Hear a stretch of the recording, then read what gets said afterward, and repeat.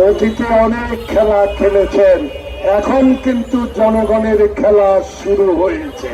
আপনারা যারা দলের নির্বাচন হতে দেবে না, আপনাদের পক্ষে সম্ভব না। যতই আইন শৃঙ্খলার অবনতির চেষ্টা করেন, কিছুতেই লাভ হবে না। বাংলাদেশের জাতীয়তাবাদী দলের ভারপ্রাপ্ত চেয়ারম্যান জনাব তারেক রহমানের অবৈধ শেখ হাসিনার মনে গড়া মামলা প্রত্যাহার করে নিয়েছেন, তাকে সকল মামলা থেকে খালাস দিয়েছেন। সেজন্য আল্লাহ পাকের কাছে এই নির্যাতিত নেতা কর্মীদের পক্ষ থেকে আমরা শুকরিয়া আদায় করছি। প্রিয় ভাইয়েরা, প্রিয় বন্ধুরা, শুধু তারেক রহমান না, যিনি ক্রিয়াপতি থেকে বাংলাদেশের রাজনীতিতে এসে বাংলাদেশের মানুষের প্রাণের অধিকার, বাংলাদেশের মানুষের গণতান্ত্রিক অধিকার, বাংলাদেশের মানুষের বেঁচে থাকার অধিকার প্রতিষ্ঠার আন্দোলনে আমাদের প্রিয় নেতা, বাংলাদেশের অবিসংবাদিত নেতা, স্বাধীনতার ঘোষক, যিনি বিশ্বের দরবারে বাংলাদেশকে তলাবিহীন ঝুড়িকে ঝুড়িতে পরিণত করেছে, বিশ্বের মুসলিম দরবারে বাংলাদেশকে পরিচিত করেছিলেন, সেই জিয়া রহমানকে হত্যার সাথে সম্পর্কিত ছিলেন সেই শেখ হাসিনা বাংলাদেশের 16টি বছর রাজত্ব কায়েম করেছে। 16টি বছর সংবাদপত্রের স্বাধীনতা নস্যাৎ করে দিয়েছিলেন। আপনাদের লেখনিক শক্তিকে বাধাগ্রস্ত করেছেন। আপনাদের প্রিয় সাংবাদিকদেরকে বিনা কারণে জেলে রেখেছেন।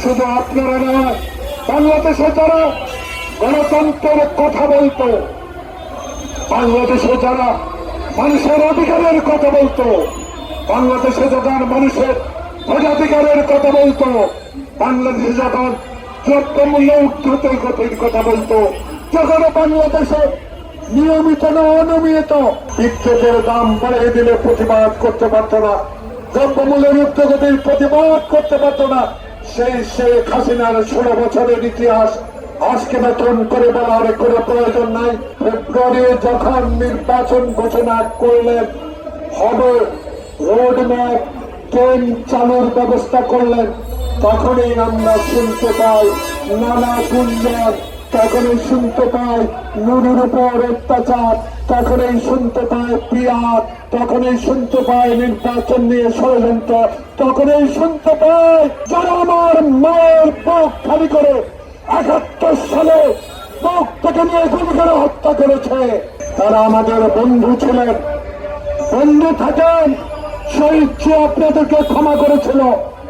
আজকে আমাদের নেত্রী আপনাদেরকে মন্ত্রিসভায় অংশগ্রহণ করিয়েছিলেন। আজকে যদি আবার যখন শাহাবুদ্দিনের মতো একটা নির্বাচন, এই ডক্টর প্রফেসর মোহাম্মদ ইউনূস,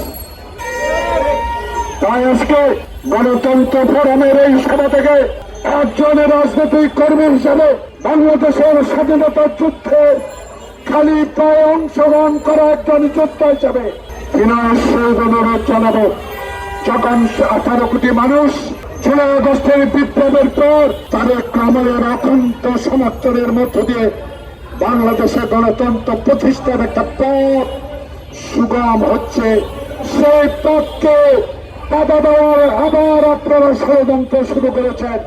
এই ষড়যন্ত্র আপনাদের কোনো লাভ হবে না, লাভ হবে দিল্লি, লাভ হবে শেখ হাসিনা। তাই আপনাদেরকে স্মরণ করিয়ে বলতে চাই, দয়া করে এই পথ থেকে সরে আসুন, কারণ অতীতে অনেক খেলা খেলেছেন, এখন কিন্তু জনগণের খেলা শুরু হয়েছে। এই জনগণের খেলা রক্ষার সাথ শেখ হাসিনার দিল্লি থেকে তো নাই।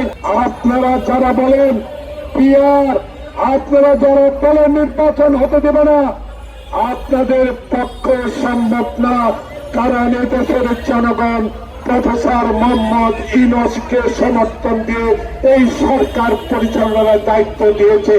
যতই আইন শৃঙ্খলার অবনতির চেষ্টা করেন, কিছুতে লাভ হবে না, লাভ জনগণের হবে, কারণ জনগণ 16 বছর কোন ভোট দিতে পারে নাই। আমার নেতা তারেক রহমান, আমার ভোট আমি দেব, আমার পছন্দের লোককে ভোট দেব, আর দিনের ভোট দিনে হবে না, এবার রাতের ভোট হবে, 14-এর মতো ভোট হবে না, 18-এর মতো হবে না, 24-এর মতো ভাইয়ের ভোট হবে না, এই ভোট হবে ইনশাআল্লাহ জনগণের। যে খেলা, এই খেলায় জয়লাভ করবে নির্বাচন কমিশন।